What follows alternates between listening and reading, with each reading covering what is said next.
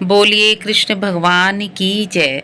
श्रीमद् भगवत गीता के दूसरे अध्याय का महात्म्य है। श्री भगवान कहते हैं, लक्ष्मी, प्रथम अध्याय के महात्म्य का उत्तम उपाख्यान मैंने तुम्हें सुना दिया। अब अन्य अध्यायों के महात्म्य श्रवण करो।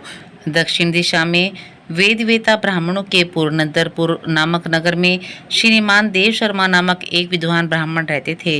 वे अतिथियों के पूजक, स्वाध्यायशील, वे शास्त्रों के विशेषज्ञ, यज्ञों का अनुष्ठान करने वाले और तपस्वियों के सदा ही प्रिय थे। उन्होंने उत्तम द्रव्यों के द्वारा अग्नि में हवन करके दीर्घ काल तक देवताओं को तृप्त किया, किंतु उन धर्मात्मा ब्राह्मणों को कभी सदा रहने वाली शांति न मिली।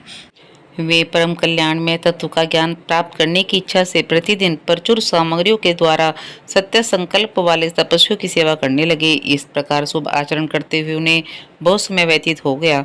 तदनंतर एक दिन पृथ्वी पर उनके समक्ष एक त्यागी महात्मा प्रकट हुए। वे पूर्ण अनुभवी, आकांक्षा रहित, नासिका के अग्रभार पर दृष्टि रखने वाले तथा शांत चित्त थे। निरंतर परमात्मा के चिंतन में संलग्न हो वे सदा आनंद विभोर रहते थे। देव शर्मा ने उन नित्य संतुष्ट तपस्वी को शुद्ध भाव से प्रणाम किया और पूछा, महात्मन, मुझे शांतिमयी स्थिति कैसे प्राप्त होगी?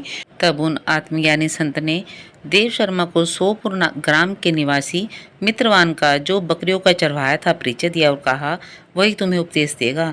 यह सुनकर देव शर्मा ने महात्मा के चरणों की वंदना की और समृद्धिशाली सोपुर ग्राम में पहुंचकर उसके उत्तर भाग में एक विशाल वन देखा। उसी वन में नदी के किनारे एक शिला पर मित्रवान बैठा था। उसके नेत्र आनंद तिरेक से निश्चल हो रहे थे।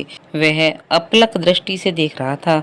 वह स्थान आपस का स्वाभाविक बैर छोड़कर एकत्रित हुए परस्पर विरोधी जंतुओं से घिरा था। वहां उद्यान में मंद मंद वायु चल रही थी। मृगों के झुंड शांत भाव से बैठे थे और मित्रवान दया से भरी हुई आनंदमयी मनोहारिणी दृष्टि से पृथ्वी पर मानो अमृत छिड़क रहा था। उस रूप में उसे देखकर देव शर्मा का मन प्रसन्न हो गया। वे उत्सुक होकर बड़ी विनय के साथ मित्रवान के पास गए। मित्रवान ने भी अपने मस्तक को किंचित नवाकर देव शर्मा का सत्कार किया। तदनंतर विद्वान देव शर्मा अनन्य चित्त से मित्रवान के समीप गए और जब उसके ध्यान का समय समाप्त हो गया, उस समय उन्होंने अपने मन की बात पूछी, महाभाग, मैं आत्मा का ज्ञान प्राप्त करना चाहता हूँ।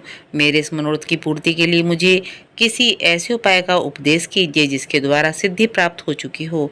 देव शर्मा की बात सुनकर मित्रवान ने एक क्षण तक कुछ विचार किया।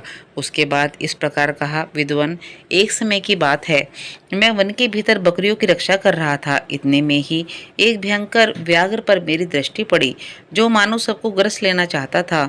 मैं मृत्यु से डरता था, इसलिए व्याघ्र को आता देख बकरियों के झुंड को आगे करके वहां से भाग चला, किंतु एक बकरी तुरंत ही सारा भय छोड़कर नदी के किनारे उस बाग के पास बेरोक टोक चली गई। फिर तो व्याघ्र भी देश छोड़कर चुपचाप खड़ा हो गया। उसे इस अवस्था में देखकर बकरी बोली, व्याघ्र, तुम्हें तो अभिष्ट भोजन प्राप्त हुआ है। मेरे शरीर से मांस निकालकर प्रेम पूर्वक खाओ। तुम इतनी देर से खड़े क्यों हो? तुम्हारे मन में मुझे खाने का विचार क्यों नहीं हो रहा है? व्याघ्र बोला, बकरी, इस स्थान पर आते ही मेरे मन से द्वेष का भाव निकल गया, भूख प्यास भी मिट गई, इसलिए पास आने पर भी अब मैं तुझे खाना नहीं चाहता। व्याघ्र की बात सुनकर बकरी यूं कहने लगी, न जाने मैं कैसे निर्भय हो गई हूँ। इसमें क्या कारण हो सकता है? यदि तुम जानते हो तो बताओ। यह सुनकर व्याघ्र ने कहा, मैं भी नहीं जानता। चलो सामने खड़े हुए इन महापुरुष से पूछे। ऐसा निश्चय करके वे दोनों वहां से चल दिए। उन दोनों के स्वभाव में यह विचित्र परिवर्तन देखकर मैं बहुत विस्मय में पड़ा था। इतने में ही उन्होंने मुझसे ही आकर प्रश्न किया। वहां वृक्ष की शाखा पर एक वानर राज था। उन दोनों के साथ मैंने भी वानर राज से पूछा। विप्रवर, मेरे पूछने पर वानर राज ने आदर पूर्वक कहा, अजापाल, सुनो, इस विषय में मैं तुम्हें प्राचीन वृतांत सुनाता हूँ। यह सामने वन के भीतर जो बहुत बड़ा मंदिर है, उसकी ओर देखो। उसमें ब्रह्मा जी का स्थापित किया हुआ एक शिवलिंग है। पूर्व काल में यहाँ सुकर्मा नामक एक बुद्धिमान महात्मा रहते थे, जो तपस्या में संलग्न होकर इस मंदिर में उपासना करते थे। वे वन से फूलों का संग्रह कर लाते और नदी के जल से पूजनीय भगवान शंकर को स्नान कराकर उन्हीं से उनकी पूजा किया करते थे। इस प्रकार आराधना का कार्य करते हुए सुकर्मा यहाँ निवास करते थे। बहुत समय के बाद उनके समीप किसी अतिथि का आगमन हुआ। सुकर्मा ने भोजन के लिए फल लाकर अतिथि को अर्पण किया और कहा, विद्वान, मैं केवल तत्व ज्ञान की इच्छा से भगवान शंकर की उपासना करता हूँ। आज इस आराधना का फल परिपक्व होकर मुझे मिल गया, क्योंकि इस समय आप जैसे महापुरुष ने मुझ पर अनुग्रह किया है। सुकर्मा के ये मधुर वचन सुनकर तपस्या के धनी महात्मा अतिथियों को बड़ी प्रसन्नता हुई। उन्होंने एक शिलाखंड पर गीता का दूसरा अध्याय लिख दिया और ब्राह्मण को उसके पाठ एवं अभ्यास के लिए आज्ञा देते हुए कहा, ब्राह्मण, इससे तुम्हारा आत्मज्ञान संबंधी मनोरथ अपने आप सफल हो जाएगा। यूँ कहकर वे बुद्धिमान तपस्वी सुकर्मा के सामने ही उसके देखते देखते अंतर ध्यान हो गए। सुकर्मा विस्मित होकर उनके आदेश के अनुसार निरंतर गीता के द्वितीय अध्याय का अभ्यास करने लगे। तदनंतर दीर्घ काल के पश्चात अंतःकरण शुद्ध होकर उन्हें आत्मज्ञान की प्राप्ति हुई।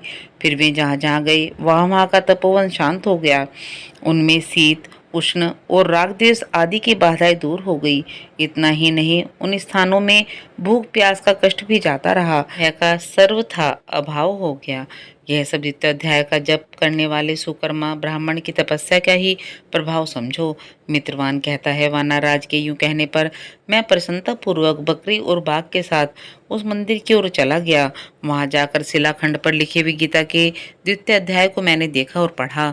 उसी की आवृत्ति करने से मैंने तपस्या का पार पा लिया है। अतः भद्र पुरुष, तुम भी सदा द्वितीय अध्याय की ही आवृत्ति किया करो।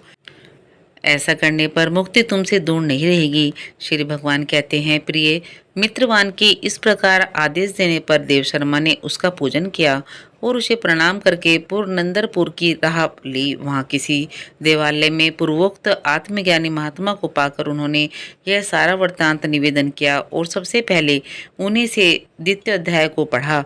उनसे उपदेश पाकर शुद्ध अंतःकरण वाले देव शर्मा प्रतिदिन बड़ी श्रद्धा के साथ द्वितीय अध्याय का पाठ करने लगे।